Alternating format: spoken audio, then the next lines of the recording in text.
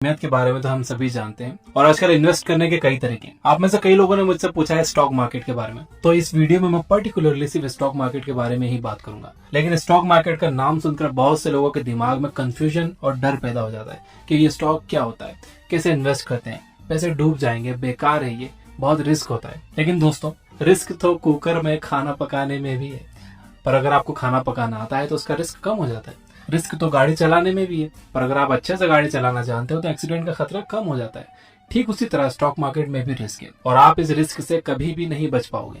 लेकिन अगर आपके पास सही नॉलेज है तो आप इस रिस्क को काफी हद तक कम कर सकते हो।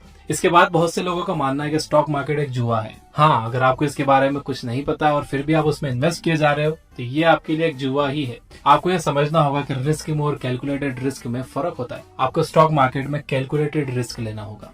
कैलकुलेटेड रिस्क कैसे लेते हैं आइए देखते हैं। सबसे पहले आप ये डिसाइड करो कि आप कितना रिस्क ले सकते हो। अगर आप यंग हो और महीने में अच्छा पैसा बचा लेते हो तो आप स्टॉक मार्केट में ज्यादा रिस्क ले सकते हो। लेकिन अगर आप 60 साल के हो तो आपको कम रिस्क लेना होगा। साथ ही आप ये देखो कि आप जो रिस्क ले रहे हो उस पर आपको कितना प्रॉफिट मिल रहा है। अगर आपको फायदा सिर्फ 5 रुपए का हो रहा है लेकिन 20 रुपए का नुकसान होने का चांस है तो आपको इस तरह के इन्वेस्टमेंट नहीं करना चाहिए। तो सबसे पहले हम स्टॉक मार्केट की ABCD जान लेते हैं ताकि आपको इसके बारे में पता लग जाए। हर कंपनी को ग्रो करने के लिए पैसे चाहिए होते हैं। कंपनी के फाउंडर के पास अगर पैसे हैं तो वो खुद के पैसे उसमें लगा सकता है, कुछ अमीर लोगों को मनाकर उनसे अपनी कंपनी में इन्वेस्ट करवा सकता है, या फिर पब्लिक फंडिंग के जरिए पैसे ला सकता है। पब्लिक फंडिंग में कंपनी आम जनता से पैसे लेती है। वो अपने बहुत से शेयर्स मार्केट में ऑफर कर देती है जिसे IPO कहा जाता है, यानी कि इनिशियल पब्लिक ऑफर। फिर आम लोग इस शेयर को उस IPO के जरिए खरीदते हैं और कंपनी के हिस्सेदार बन जाते हैं। इस तरह से कंपनी को ग्रो करने के लिए पैसे मिल जाते हैं। एग्जाम्पल के लिए, अगर एक कंपनी की कीमत 3 करोड़ है और उसने अपने 3 लाख शेयर्स निकाले तो उसके हर एक शेयर की कीमत होगी 100 रुपए। अब अगर आप उसके 20 शेयर्स खरीद लेते हो तो आप उस कंपनी में 2000 रुपए के मालिक बन जाते हो। आपको उस कंपनी में 2000 रुपए का हिस्सा है। इसी हिस्से को शेयर कहते हैं और अब आप उस कंपनी के शेयर होल्डर बन चुके हो। इसके बाद अगर वो कंपनी फ्यूचर में ग्रो करके 6 करोड़ की हो जाती है तो उसके एक शेयर की कीमत 100 रुपए से बढ़कर 200 रुपए हो जाएगी।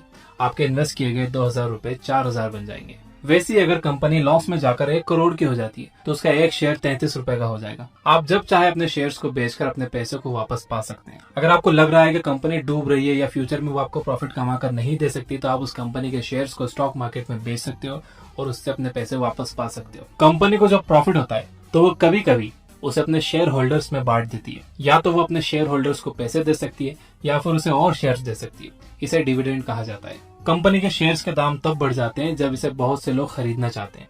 मार्केट का एक यूनिवर्सल लॉ है, if demand goes up price goes up and vice versa. इसका मतलब है अगर एक कंपनी बहुत प्रॉफिट कमा रही है तो उसके स्टॉक्स बहुत से लोग खरीदना चाहेंगे। अगर उसके स्टॉक्स बहुत से लोग खरीदना चाहेंगे तो उसकी डिमांड बढ़ जाएगी और उसकी कीमत भी। ठीक इसी तरह अगर कंपनी नुकसान में जा रही है तो उसके स्टॉक्स कोई नहीं लेना चाहेगा। जिन लोगों ने उसे ले रखे हैं वो उसे बेचने लगेंगे और उसके प्राइस घट जाएंगे। देखिए, सिंपल रूल ये है कि आपको एक कंपनी में तब इन्वेस्ट करना चाहिए जब उसके स्टॉक की कीमत कम हो। इसके बाद जब उसकी कीमत बढ़ेगी तो या तो आप उसे बेच दीजिए और तुरंत पैसे वापस ले लीजिए, या फिर लॉन्ग टर्म के लिए इन्वेस्ट करने के इरादे से उसे वहीं पर छोड़ दीजिए। एक एग्जाम्पल बताता हूँ। 2004 में जिस भी आदमी ने गूगल में लॉन्ग टर्म के लिए अपना पैसा लगाया होगा उसे अब तक अरबों रुपए का प्रॉफिट डिविडेंड के रूप में मिला होगा। और अगर वो अपने शेयर्स नहीं बेचता है तो उसे जिंदगी भर गूगल से पैसे मिलते रहेंगे। लेकिन सारी कंपनीज गूगल और फेसबुक की तरह नहीं होती। बहुत सी फेल हो जाती हैं जिससे इन्वेस्टर्स को नुकसान हो जाता है। इसीलिए आपको स्टॉक मार्केट को बहुत डीप में समझने की जरूरत है। अगर आप जिंदा हो तो मरने का रिस्क कहीं ना कहीं हमेशा होता ही है, लेकिन इसका मतलब ये नहीं है कि आप लापरवाही से अपना दिन बिताओ, रोड देखकर क्रॉस ना करो या फालतू के 10 फ्लोर की बिल्डिंगों पर शक्तिमान बनने की कोशिश करो।